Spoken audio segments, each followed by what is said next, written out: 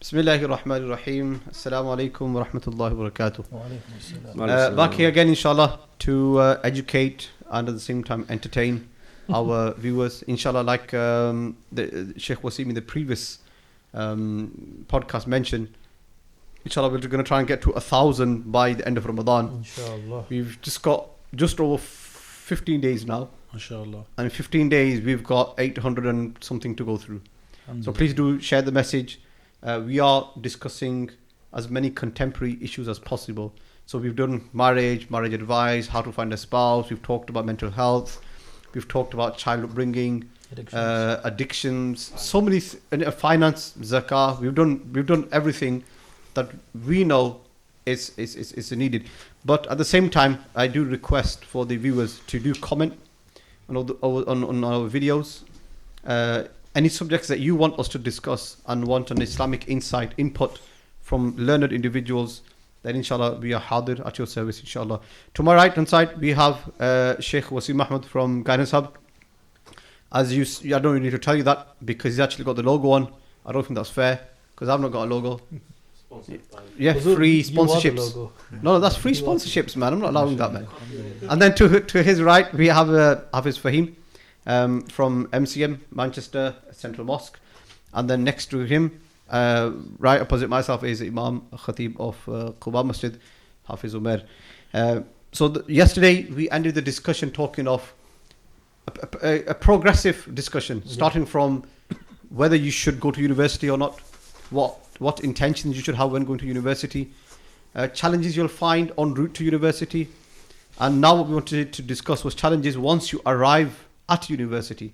There's a lot of stigma.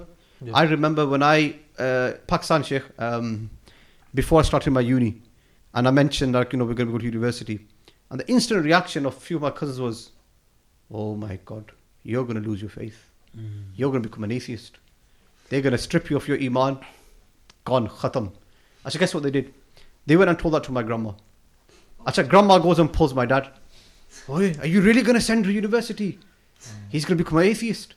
He's going to become so secular. He's going to start questioning Allah's existence and Islam. And is this what you're doing to your child?" And then I would just kind of say, "Look, okay, fine." He's not really responding because he knows. But the point being, there is a stigma out there. And there is a real threat of atheism in universities. Any comments, Sheikh? Starting with yourself. Bismillah ar-Rahman ar-Rahim. Thank you for having me on again today. And to continue the discussion, but please do subscribe. We have a prize giveaway from the last podcast if you watched that. But we need to get to 1,000 inshallah ta'ala. The issue of preservation of Iman in general and in particular at university, due to the exposure to the different ideas, ideologies, there's a lot of activism in university. A lot of people are up for things, want social change, want to, convey their beliefs and ideas to others, want to campaign for things. You form a lot of, like we said in the last podcast, you form a lot of your ideas and thought process, or even like the view of the world. Yes. From uni. You're from that age that you want to get really involved in life outside of your home. That's what you're doing. So one of those challenges, yes, without a doubt, you're going to be exposed to many other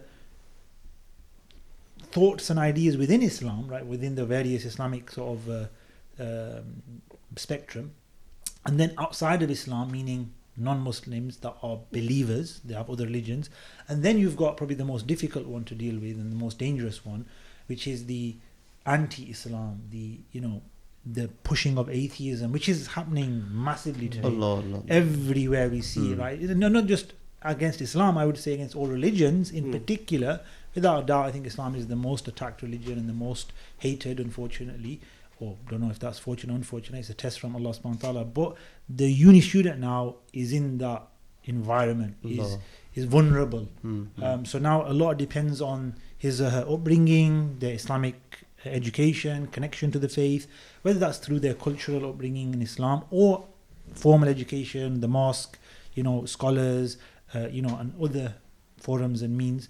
And then that will be a big factor in how much of their iman is preserved or how well they do as a Muslim in university. And unfortunately, and I'm sure we're going to probably come on to stories and situations where people's iman has been taken away they've lost their iman, however you want to put it, due to being exposed to certain things at university.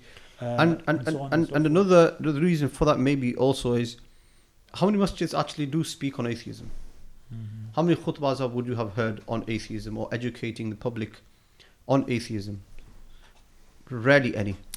And especially in our masajid from the subcontinent, these are not really issues that are addressed in khutbahs.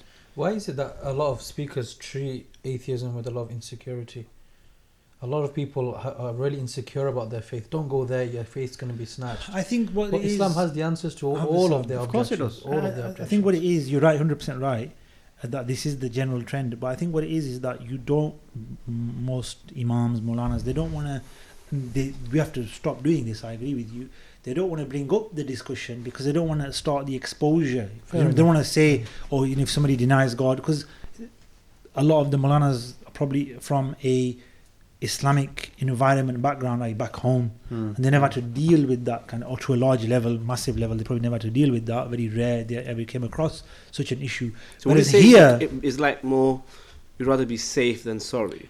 That's right, that's what I'm saying now. Now we need to bring up the conversations, but we can do it in a positive way rather than negative way as well. Rather than say there's atheism and we've got to answer it, which we can do that as well, and probably by university probably can say that and should say that, but at a young age where you're talking about before they go uni, we need to present them with the proofs of the existence of Allah subhanahu wa ta'ala. So it's like before going to college you're conscious of, I need to get my GCSEs right, because we're going to uni to get my college right. But no one's thinking of that on the Islamic spectrum as well. So before going to college, what should I know about my religion? Before going to uni, what should I know about my religion? So you're right, let's go through that then. So when you're young, I don't think we're ready for intellectual arguments and proofs. So you need to learn your fiqh, your practices, your halal, haram. So the education for, let's say, school age children from up to 16 is going to be about right and wrong, do's and don'ts, akhlaq, manners, morals, values. Then I think when you get to that age of college and university, let's say 16 plus, and that's the age you start to think critically. Exactly, your mind is developing and you're thinking critically and you're analyzing things more. You're independent in the way you think. You make decisions for yourself. So at that point, you need to say to this is the reality. They're going to be exposed to anyway. You got your right to your own opinion, your freedom, choose what you want to do. They constantly. So what, Sheikh, some of the students, they go to university, they've come from different backgrounds. Now they've gone to a masjid where the Imam Sahib, the Maulvi Sahib, the Qari Sahib was Urdu speaking. They never got to speak to him or even learn fiqh from him. The only thing they learned was what? Qaida, namaz book, and that's it. Now they're going to college universities and they've been exposed to all of this yakdam all of a sudden. How do they protect themselves at that moment in time? What you'll always notice in what we say is there's two ways of dealing with something. One is prevention, right? Yes. Or training, which is what we're talking about. Proactive or reactive. Yeah, exactly. It's either you do something before it happens, or now you're talking about what do you do when it's happened, when there was no prevention, when there was no education, there was no training, there was no positive reinforcement, and this has now resulted in an exposure to something against their faith. And what you're saying is really probably the majority of the situation. That most people don't have any real kind of firm grounding in their beliefs in Islam. Now, if you go up and down the country, majority of the masajid from every sect, right, Sunni, Wahhabi, Shia, all of them, their education in the masajid is not to the good standards that they should be. Well, now in Manchester, I can say that they are improving, but in other areas, you go Burnley, Bradford. Even Bradford right now, I know majority of the masajid still have Urdu behind the Jummah. It's very sad what you're mentioning, because it shouldn't take what Hafiz said, a reaction to the situation for us to change. It should be that we can see this happening to a large degree already, let's say, or at least some degree, that we take action now and start the education system in the madrasas, because a lot of kids, majority of kids do have some form of Islamic instruction, but like you're saying, it's mainly just the Quran, which isn't, I don't want to say that in a negative way, but alhamdulillah it's the Quran, and it needs to be more now. So I think over the last couple of decades, the Islamic fiqh has been brought into it, jurisprudence and rules. We need to now step it up and say, right, we need to bring in a bit of Aqidah, a bit of theology, a bit of reinforcement to why we believe in God and the wisdoms and the proofs. But that would cater for a lot of the community, and it would be prevention before cure. But you're right, the current generation right now, most of them don't have that foundation. Or they've missed so what out do we completely. do for them now? What can we do? First of all, we can only help those that we are engaged with. So how many are just gone and lost and have nobody is probably a lot of people. So we pray for them. But those that we do have access to do come to us. And what I would say to the listeners out there, if you have uni mates, friends that have doubts, have worries, have concerns, have questions. I've come across people, I'll give you one example of somebody I came across recently. University lad, he's just gone to university now. I think he's been 1 year in uni, and I've known him before, because I've known he's actually gone to madrasa and stuff like this, and is family actually Islamically active in a sense, and he in the class we were in now, he's I think 18, 19, gone to university. And he's brought up this question where he said, what things don't seem to be fair.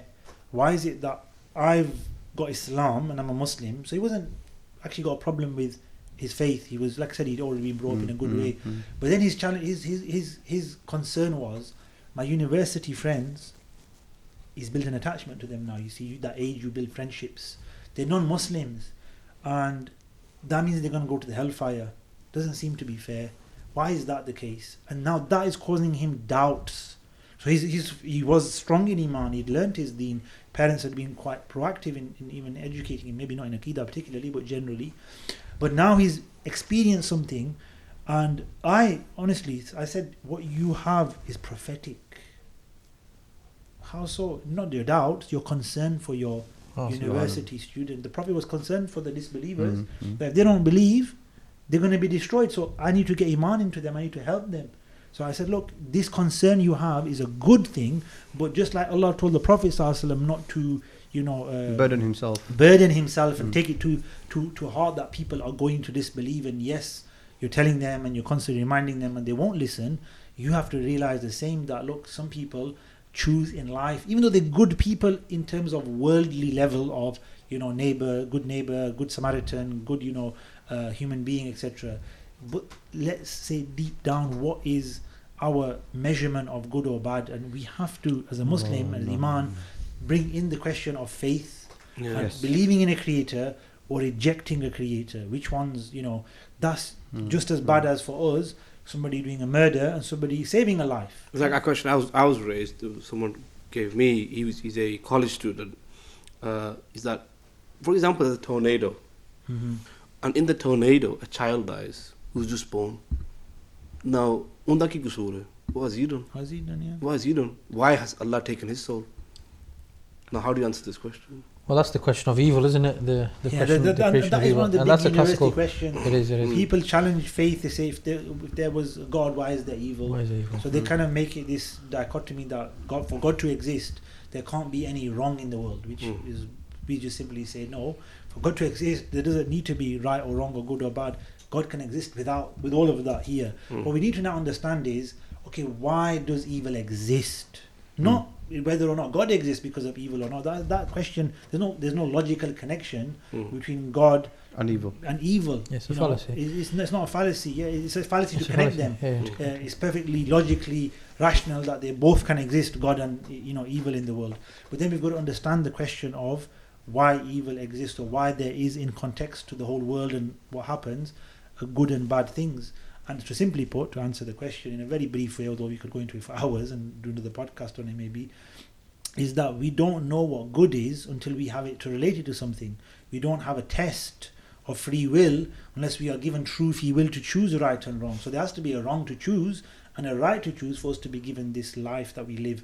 And everybody has that choice. They have a choice to choose the good, choose the bad. And unfortunately, people will choose the bad. Oh, that's life. And when they choose the bad, it occurs. So without that reality there, we would be, robots or coerced, or we wouldn't really be humans, right? So human nature in itself produces free choice, freedom of, choosing within the limits of choice. And that's going to produce, isn't one choice good and one choice evil, one choice okay, one choice bad? Yes, it is. So this is life. People are going to choose. The question is, I would ask the question, why do people choose evil? That's the question to ask. Why are people doing bad? Because they are weak, whimsical, they want to follow their desires, they don't care about other people and violating their rights or their they're harming them. They don't fear God. They don't fear the consequence. Whereas a Muslim, let's put it, fears God, fears, we're told, la darara wa la dirar, there's no harming or reciprocating harm. We fear a retribution and accountability in the akhirah. So Muslims, if they practice their faith, would not do the evil. So that's the challenge that Allah has given you. That's the test Allah has placed you in. There's evil, there's good. فَمَنْ شَاءَ فَلْيُؤْمِنْ وَمَنْ شَاءَ فَلْيَكْفُرْ. I think Sheikh has demonstrated then for those youngsters who are going to uni that there are people who can answer those questions that you are going to be exposed to, and what your job is as Allah says in the Quran, is فَاسْأَلُوا أَهْلَ الذِّكْرِ إِن كُنْتُمْ لَا تَعْلَمُونَ, is go to the people who have that knowledge and ask them. So as a uni student, you need to have connection. I think you were mentioning that you need to have a connection with a teacher, with a religious teacher, spiritual, not spiritual, a religious teacher. And that's one of the main ways that you can preserve the sanctity of your faith. You just mentioned a beautiful word there, sorry to jump in, spiritual. And I think this young man I met, his problem was theological, right? He had a theological issue of somebody's iman and fairness and stuff. So what did that do? It disturbed him mentally as well. Wow. It got, spiritually. So we got to realize that the answer to a theological question is what we have to give, but it's not going to deal with his emotional side. It's still emotionally going to be riled up and in a difficult situation. It's like raib, yataraddad, it carries exactly. on and it goes deeper and it goes disappear. deeper. So we got to be wise enough now in the world we live in to realize that. And then similarly, that's going to have an effect on his iman, i.e. spirituality. Like how much does he want to engage in this religion if this is what it teaches, right? And he's got doubts about that point now. So it's a slow and this is the existential kind of issues that people have. Why am I here? What's going on? Why is he here? What's it all about? These are, isn't it a uni that everybody goes through that? Literally, that's what uni is about, or that stage in your life is about. Critical thinking. All these questions come up. Why am I here? If there's a God, why did you create me? And that's, you're right. Yeah. We need to go and get the answers. If I can recommend as well, there's one of our viewers who really likes books recommendations. Yeah. So a very famous scholar of the UK, Sheikh Asrar, has a book on Islam Answers Atheism. So that is one of the things that university students should definitely have on their library shelves. Something that when presented with those questions, you have a resource that you can go back to and find answers as well. And he's actually addressed a lot of the issues and objections, or so-called objections, that these people do raise. So that's one of the things. Connect yourself with people of knowledge, and if you can't physically, then buy the literature.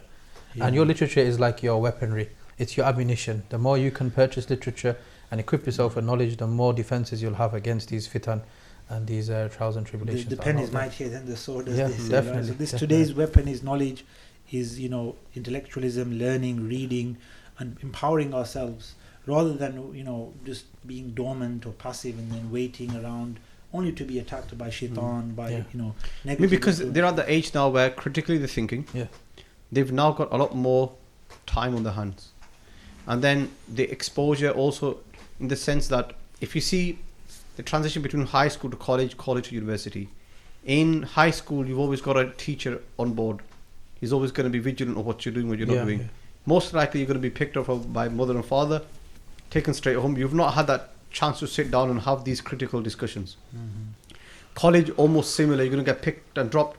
Illa mashallah, if you're doing something outside, any other activities. But in university is when your timetable is quite relaxed. You've only probably got a lecture and the 2 tutorials, 4 hours in total. Then you've got another 4 hours to kill.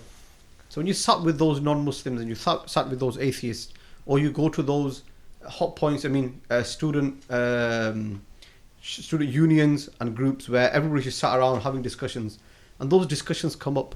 That free time is like, Hafiz, you mentioned before as well, the free mind is the playground for a shaitan, isn't it? Idle mind is the devil's workshop. And that's what the devil's doing. And that's also, when all of these questions will start to creep in. And also, at uni, especially at uni, I'd say, but even in general, there is a strong anti-religion sentiment out there. Yes, there is. When you're sitting there, they're actually looking to attack religion. So here I'm talking about the university lecturers, talking about the management staff. They just, some might be, anti-religion, isn't it? The ethos itself sometimes exactly. just wants it's becoming, and I'm not just talking about anti-Islam, like I said earlier. I think, even Christianity is on the anti-religion. Anti-religion. Like in the recent census, I think for the first time the UK, according to the census, is less than 50% identified, 50% Christian. Every time they're in a census in this country, more than 50% of this population is identified as Christian. First time ever, it's less than Wow. just below 50, I think, but less than half this country now identifies as Christian, which is for a Muslim. Okay, what's wrong with that? No, it's a sign. Religion in general is on the decline. And Muslims have gone up in number, alhamdulillah. And, gone up a slight percentage. I think about 6 million of us now here. But at the same time, Sheikh, we're losing many. We are. That's the thing. We don't think. Where we do share these sensors and figures that Islam is on the rise, but at the same time, we're neglecting, even if it's a very small group, but they are slipping away. They are slipping away. We hear about them. I've met them. I'm sure we probably all met people who have left Islam for whatever reason. Just before the cameras were turned on, Umar was mentioning somebody from high school lost his faith, went to atheism, and then only through the influence of brothers in university managed to get his way back in. Alhamdulillah. But this is no example. You're saying that university is anti-religion. I think that they're beyond that now. It's just anti-human, you want to call it. I would say that, anti-human. I remember when the old MMU Student Union building, you might have seen on Oxford Road, just beyond Popolino's, used to be on the left-hand side. So I went there. This is my, I think it was my first or second day as a university student. I went to the student union and I went to the toilet. I went to the toilet, I'm there washing my hands, and yakdam, there's women coming inside. I'm like, toilet. Am I in the wrong toilet or something? But actually, it was a mixed toilet. Wow. Was it? It was a mixed toilet, and I was like, Inna lillahi wa inna ilaihi raji'un. Where am I come? In fact, Sheikh, you'll be surprised to hear in Scotland there was a case where a student identified himself as a girl. So the solution the school came up with was they would have mixed changing rooms and mixed bathrooms, just so that this question does not arise. This is so when we say anti-human, also, it's actually creeping in, and the next generation is going to have it really hard, and particularly atheism. It's root, isn't it? It's leading you in that direction, into that pit hole. That's when you will start to question faith and your free will. Why am I even here? What am I doing here? Just want to interrupt. I just received live message from a friend of mine who's in Masjid Al-Aqsa. A fire has broken out in Masjid Al-Aqsa based on a recent attack from the occupation forces. So request is everyone make dua for the people of Al-Aqsa. Every year. They do this in Ramadan specifically, but we make dua that Allah returns Al-Aqsa to the hands of the Muslims. I mean, apologies. No, I was going to say on that point, you just reminded me, or understood a point here that today these challenges of whatever ideas I have, identities I have, etc. And the kind of acceptance of that, or even promotion of that, is seen as progressivism. Like this is where we're going to progress now as humans, as society. And I think there's this false understanding here that yes, we have become more advanced in technology, in computers, in maths, in science and data and curing diseases and medicine. So we're getting better at a lot of things. Yeah, without a doubt, we can't deny this. It'd be silly to deny that. So we're getting better at all of these things. So now the way we think is better than the way the people used to think in the past. That's what people kind of say. So then we think better than the prophets. We think better than the pious. Is that what you mean? So there's this idea that because we've got so far and we've benefited from all their mistakes and all their backwardness, as people call it in brackets, right, inverted commas, that we can now know better. This is really it's a fallacy. It's a fallacy because just because you got better in worldly technology and stuff doesn't mean you've got better morally. Are you trying to say thousands of years of human interaction and living this life is all trumped and removed by us today in this last 10, 20, 30 years because we've got better at mobile phones and smart devices and artificial intelligence and ChatGPT and YouTube and Google and communication and cars and electric cars. Now we can now we have the right to decide what models are, what's right and wrong, what's acceptable, unacceptable. It's become a discussion that just the most votes gets the right decision, right? We vote for this so it becomes correct, but we're actually losing humanity. We're losing the concept of marriage. Even marriage is and this exposure particularly in universities is where you're going to be hit hard. Because you're already critically thinking. All of this fitan are now making their way in. And then an individual who's not had the proper Islamic upbringing, he's not had the religious training or theological training, because he's come from a background, like Hafiz mentioned, where the local imam never spoke the language, he was never taught all these things. Now he's sat in that university union campus, and he's seeing all of this. And that's where a lot of the students, Muslims particularly, face challenges.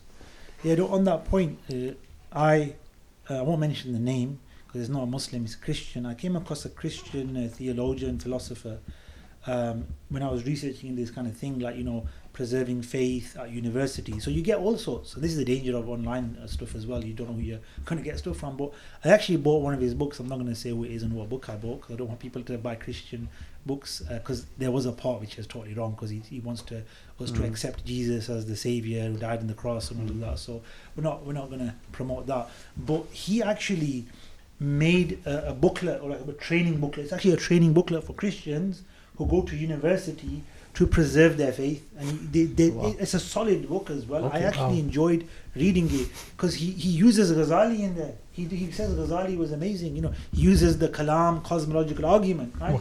He uses these terms. The Kalam is obviously Ilm al-Kalam theology. So he's even admitting in this book that I've taken tradition from the tradition of the Muslim theology, because it's solid, to answer the questions of God's existence, God's eternality. He even talks about evil and this kind of stuff.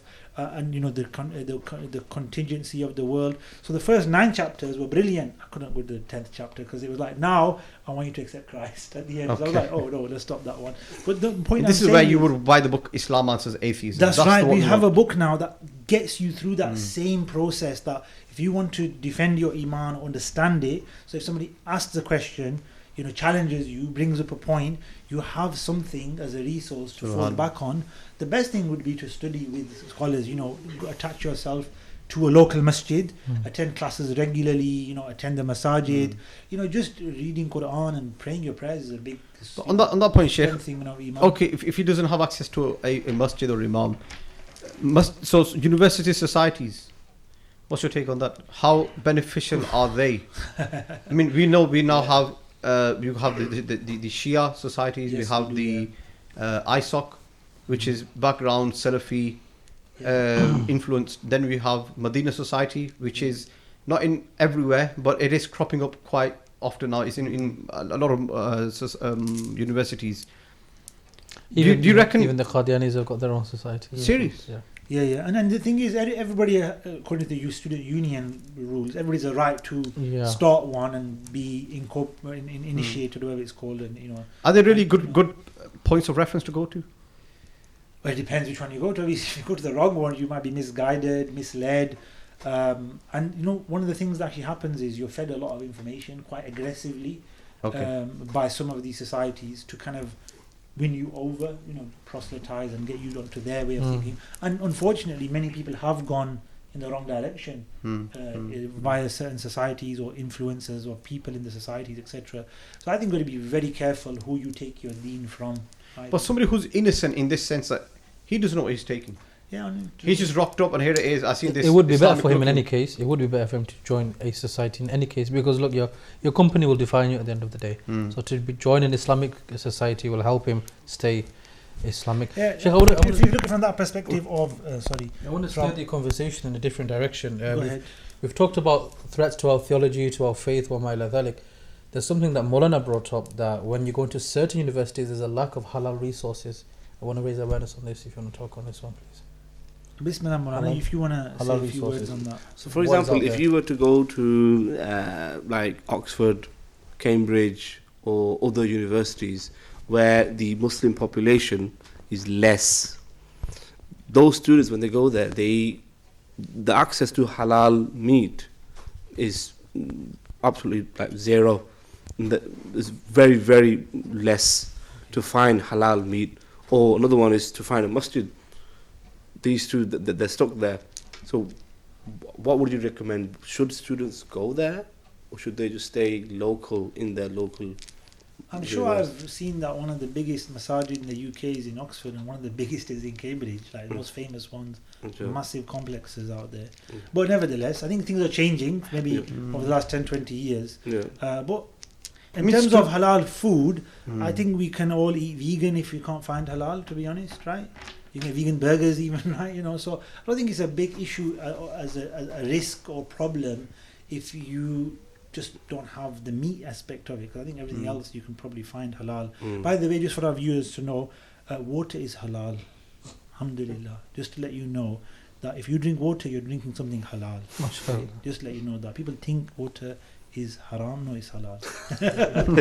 just a clarification. What else is out there? What are the other things that? But yeah, in terms of, I think, access to masajid, to the ease of halal, it may be compromised in certain places. Yeah, I remember I had somebody working in the house, a painter. He was from Spain, a Muslim, and he said, "You're so lucky here in England. You know, in Spain there, we don't have any halal meat, we don't have any masajid, or we have them, but there's so little, and the actual people are anti-religious, like anti-Islam. They don't like us. We have to do things so like China, Japan, these areas. There's no halal meat. There's nothing. So it goes now. You here because you've got halal school meals, and you've got masajid, and you've got these madrasas, and your children are educated. Because we've got nothing. You know, we've got absolutely nothing out there. We also have on the other side of the spectrum, we have people where students awareness of halal as a whole. I remember a brother who's now supplying nationally, and he gave his number to me. Inshallah, I can share his contact in the description. Anywhere in the UK, if you want halal meat, these brothers are willing to deliver. And one of the motives behind that, what inspired him to start such an organization, this shop of his, and this delivery service, was because he had a few friends who he found out were out in universities, different cities, don't have access to halal meat. So what they do is just go into the Tesco, buy whatever meat there is, and before you eat, Bismillahirrahmanirrahim, Ya Latif, go for it. Literally, he said this is what's happened, and that's what's inspired him to start this service, where you can order meat from anywhere in the country and they will deliver to you. So brothers are doing some well, now we have our supermarkets which are known to sell halal meat are selling haram meat. This happened last week. Last week, alongside next to your house. What happened? You know, so there was one where should I mention the name of the superstore? No, just a superstore was selling halal meat, non-Muslim superstore. Muslim superstore. So they have a selection of chicken. Yeah. They've got the actual halal stuff, and they're also selling the haram stuff with the halal stickers on it. Because it's cheaper for them to purchase it as well. And it's been exposed in our locality. I was just about to say that I met somebody in the meat industry that does not have, in particular, chicken, he said, because he doesn't know what's halal chicken or not halal chicken out there anymore. That's a subject for another day, man. You've just mentioned that now. But these are Muslim-owned organisation. These are masail students are facing. So we've answered. But to be honest, I would like the number of your friends so that I can get the definitely, and you got the halal. Would you recommend the kosher, like the Jew, when they slaughter? To be honest, I have thought of that as an option. Yes, but I've not had it, and we have it halal. That is certified, that are monitoring bodies that I try to always get meat that is certified to the non-stunned sacrifice, or from somebody trustworthy. They may not have like someone who's in an area like a student who does not have access to halal meat. It's an option, yeah. So kosher is an option for him. If it's the ruling with kosher, as far as I understand, is as long as they sacrifice in the way that kosher is supposed to be, which is the same as Islamic sacrifice. Exactly, it's just that it's a Jewish man or woman that did it, and not a Muslim man or woman, and they mention the name of Allah. That's fine. Yeah. It would be allowed for us to eat. I don't think it's recommended or good, but it's an option if you would like to eat that meat. And yesterday we talked about hope and fear and these concepts. For students at university, when it comes to exam time, any advice for them particularly, now the exam season is starting, any advice particularly to how they could keep themselves attached to the faith and not lose hope in Allah, even though whether they've done well in their revision or not? What would you say? I would say Hafiz Fahim to take. Well, there's an issue here. Some people worship hope, unfortunately. Some people, it's something that I wanted to talk about on a different platform in the mosque was, often we think that positive things in our lives should be a direct outcome of our worship. It's not the case. Allah doesn't owe you anything. Yes. So the fact that you put so much effort in your du'as in tahajjud in Ramadan because it's exam season, then the exam went not as you hoped. This and that's a reason for you to slacken your worship. This is a very bad thing. I think, look, a person who excels in his worship, Allah has promised that He will give that person prosperity and felicity in this world and the next world. But Allah doesn't owe you anything. But generally speaking, there are things that ulama, awliya have prescribed to help with the exams. Sheikh, I'm sure you can share some from your spiritual knowledge. Allahumma salli ala Muhammad. So yeah, when it comes to university from an Islamic perspective, we need to do well. We need to try our best because that's what Islam teaches us. The Prophet ﷺ said, when a believer does an action, Allah loves that you do it with atqanahu, with itqan, with excellency, with skill, with proficiency. So when we're cleaning our homes, when we're doing it, Islam calls for ihsan and itqan, which means the hadith actually relates to the food as well. إن الله كتب الإحسان على كل شيء. فإذا قتلتم فأحسنوا القتلة وإذا ذبحتم فأحسنوا الذبح. Sacrifice with excellence, with how you do things, including I don't harm the animal, don't scare it, make it swift, sharpen the knife. Yeah. This is all about doing things with the best way we can do them. So we should be the best solicitors, the best taxi drivers, the best factory workers, the best marketing designers and technical. We should be excellent. There was a teacher of mine who said, when I walk into a classroom, I should know who the Muslim is, not because he's brown or he's wearing a funny hat, because he's the top of the class. The Muslim should be at the top of everything. Be striving to be at the top. I'll carry on from there. Like when I went to uni, MMU, the Muslim students in my classroom were all the lazy slackers, right? In the classroom, right? So it kind of shows that they're not bothered. It's a joke. It's a big shame, yeah. It's a big shame, especially when you look at what is the first commandment, so to speak, in the Quran, and it's a command. It's to literacy, to education, to and not just read. That. If you look at the first set of ayat and revelations, reading is mentioned. Noon wal qalami wa ma yasturun. One of the early revelations. Allama bil qalam. The pen, writing. How much emphasis Islam has given in the Quran, in the words of the Prophet ﷺ, to learning, to the tools of learning, and how that is really the way forward for anything. And that is the way forward. That's how people have got to where they have got to today. That's the Islamic intellectual tradition of the last 1400 years that has got us here today. And we've detached ourselves from all of it. Even the secular studies now, Muslims go to university and they mess around. And this is really bad, and it works, but you're in an institute of higher education, which demands of high etiquettes and adab. You're going there for one purpose, smash it out, and then move on with your life. And then you have those that are not going to smash it. They're going to be there for several years, doing all those repeats after repeats after repeats. Then there come a breaking point where they can't actually continue it anymore. Even the university gives up and says, look, dafa, get out of here, man. We've had enough. Is that effort that they put in? There's not enough effort. For example, the university, they always give every week a reading what they need to do. Okay. My question is, how many students do the reading? They don't do the reading. They don't. For example, when it comes to the assignment, they just use the PowerPoints, and from the PowerPoints, copy and paste onto the book on Word, right? Change sentences. Okay, be check. Okay. The only thing I will say to the only thing I will say to everybody out there and in every field of life, what you just said there is it's a spiritual saying. I remember reading. It said, "Man dayya al-usul, hurrim al-wusul." Whoever squanders the principles and foundations is barred from. I think that's in the reaching. Ayyul walad. Mashallah. Yeah, I've read it somewhere. But my point is here is that you can't get anywhere in life and truly achieve goodness and greatness unless you do the basics and Quran the foundations. You only get what you put effort in for. That's the sunnah of Allah, the pattern of Allah in creation, right? Inna Allah la yudhi ajal muhsinin. Right? If you do it with excellence, you get there.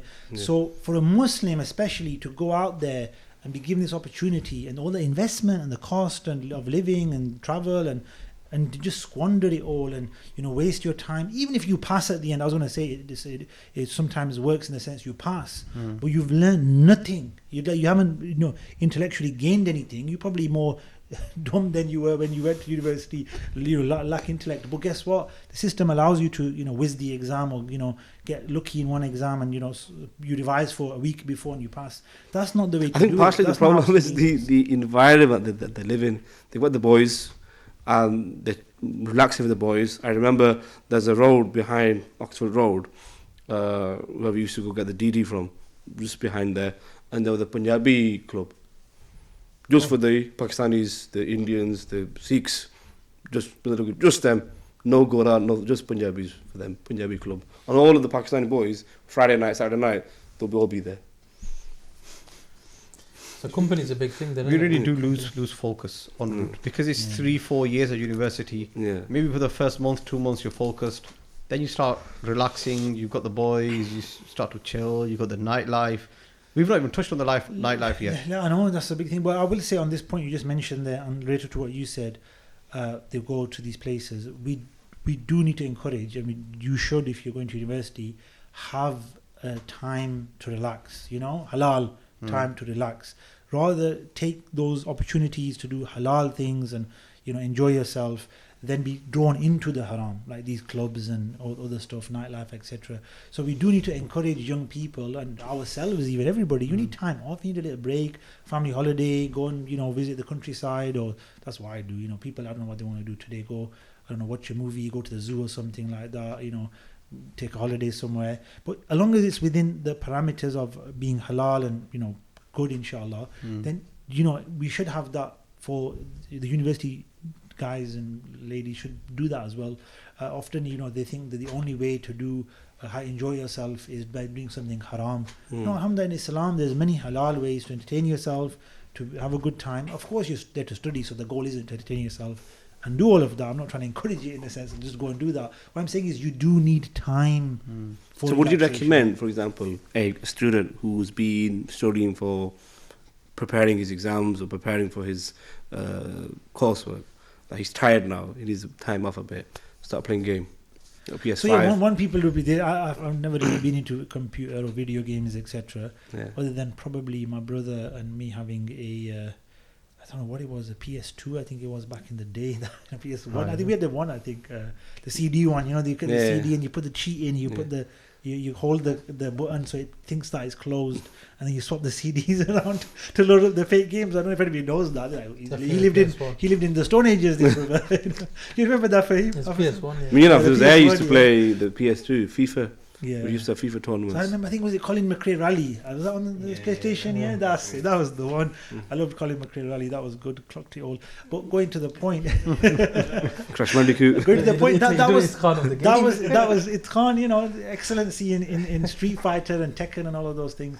But going to the actual point, yes, that was a way of entertainment of brothers, families, and if that's what you want to do one night of the week, not every single day. As long as it's not misused. Yeah, it's not misused. Exactly. And not absorbed by it. This all comes back to self-control and how you've grown up. Because if you've gone from school, college, on 2-3 hours a day, 4-5 hours a day, when you get home, all you've got is your headset on these days, and people have got like studio setups for gaming, right? It's crazy. I didn't realize that until I came, and started in 2012 when I came back to the UK, and I realized gaming is massive. People make millions of this stuff, right? Young people are making, young people be gamers. I've heard young lads, what you want to do in grow up, be a gamer, be a YouTuber. Like, what's that? Sheikh, what is that? What does that mean? Big I understand it now. Actually, now people will actually watch someone play a game. That's right. That's what I mean. People watch gaming. They're not playing it themselves. They're watching somebody play. He's making money off you. And there's some so massive sad. YouTubers that are made like millions probably off. I know people in this room. Games. Have you a gaming channel? Anyway, so going back to the point, it's good to get out. It's good to socialize. But learn the parameters of halal. What is the parameters of halal? Don't do anything that is consume anything haram while you're doing something. Don't go and look at somebody else's aura on private reserved areas. Don't go where there's alcohol. Don't go where there's music that is indecent. Don't let it be a means of missing your salah. People are gaming so hard, they're missing their salah. Make sure you pray your salah on time, which you do if you're with good brothers. They'll pause for salah. They'll go to the masjid. When people here, when in Manchester, people go off Winslow Road. Alhamdulillah, MCM is around the corner. The good brothers, they'll say go for a meal, pray Maghrib at the masjid, come back, pray Isha at the masjid. They'll actually park there first, go for a meal, They park in the car park. Pick the car up and go. Is that permission to park MCM if they want to? You know, open free car. As long as they pray there, that's what we would like. Ideally. Yeah. But people do that. So what do they lock their keys until they pray? MashaAllah. But no, this is the thing that we need. We need to find outlets for young Muslims at uni to actually do something that's productive. So even the masjid could put on stuff for the uni people, students, etc. That would be good, so that they get connection to the masjid, which I think was something you talked about earlier. Not being around a masajid can be a challenge for some places because there are Manchester in that sense is quite blessed. Yeah, alhamdulillah. The number of masajid we have good English speaking imams. Yes. All over Manchester, we've got so many universities. And I think one of the highest student population is in Manchester. Isn't it? There are about over 60,000 students that live in Manchester that fly in. Yeah, and even nationally and internationally they come in. And alhamdulillah, we have so many masjids. Just get yourself attached, get yourself involved, volunteering in masjid. I recently had a brother who started to come in Ramadan. He got my number and asked, what can I do? So just volunteer. Just get involved. Just get in touch with the brothers. That you'll find so many beautiful brothers that will support you, will lift your iman. Attach with these guys. It's a great way to network as well. Muslim networking, the mosque is the prime hub for networking as a Muslim. If you lack Muslim contacts or your social circle is lacking Muslims, then the mosque is the place for you. And Ramadan is a perfect opportunity. On that point, I'd like to throw in a little thing here. Go on. And this is not for the students, this is for the mosques, the masajid.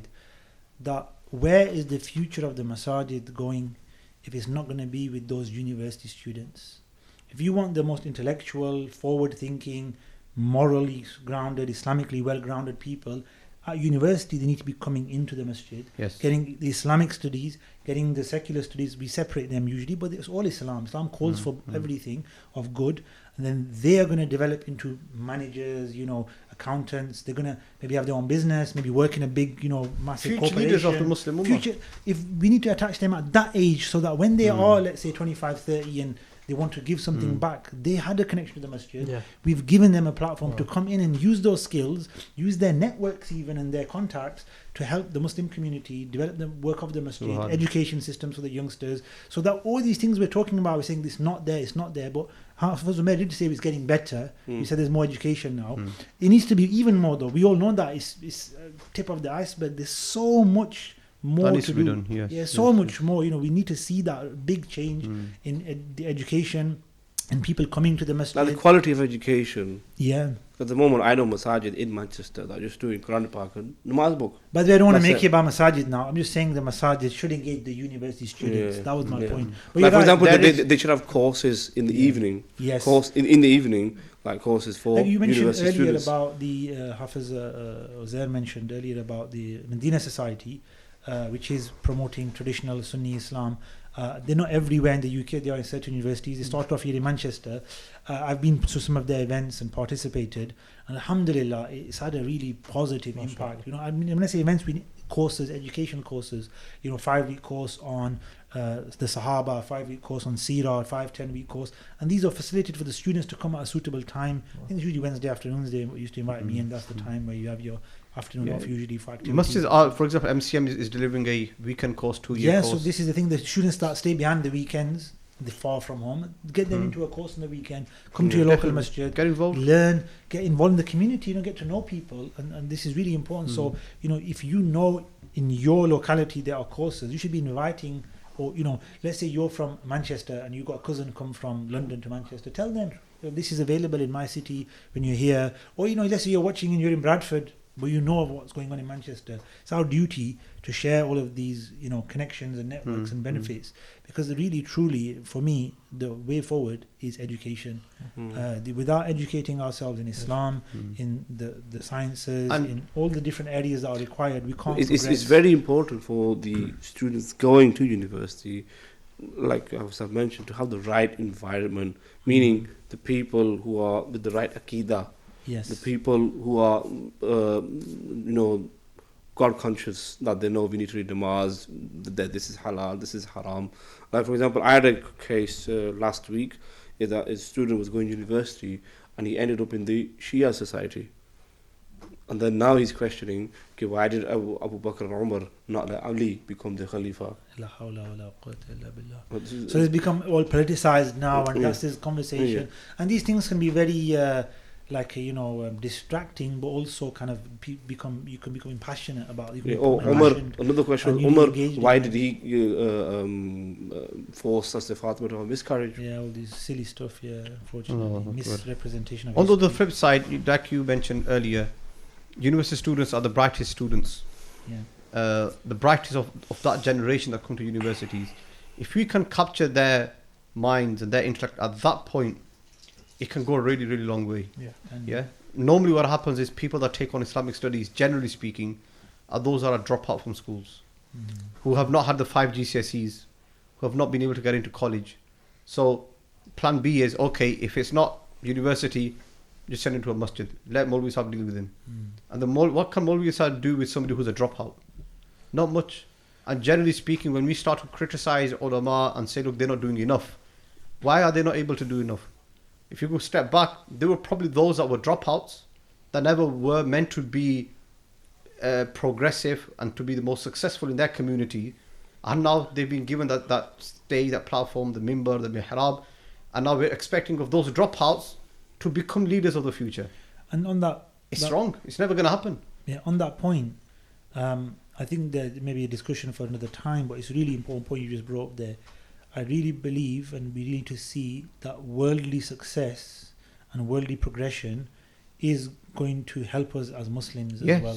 We can't say there's an attitude that I do Hifz, I do Quran, I do my studies, so we don't need medicine, we don't need, these are the subjects, they're less than us. No, Allah values all education. Both. It's all needed in different ways. Yes. Of course, the doctor is going to save your worldly life and health, and the deen is going to save you eternally, right? So it's a value. But we also have those very successful imams who have both sides. They do, who have degrees, very well versed, secularly and Islamically as well. The scholars that used to be actual practicing doctors and scholars of Islam. That is the heritage that we have inherited, really. But we do need to pick that up. And also so university students to actively engage in masajid, do courses, see where your potential lies. Many may actually not know that they've got such a sharp mind. They can become an asset for the next generation. They can inspire so many more, but they hold back out of this fear that I'm not going to have enough time.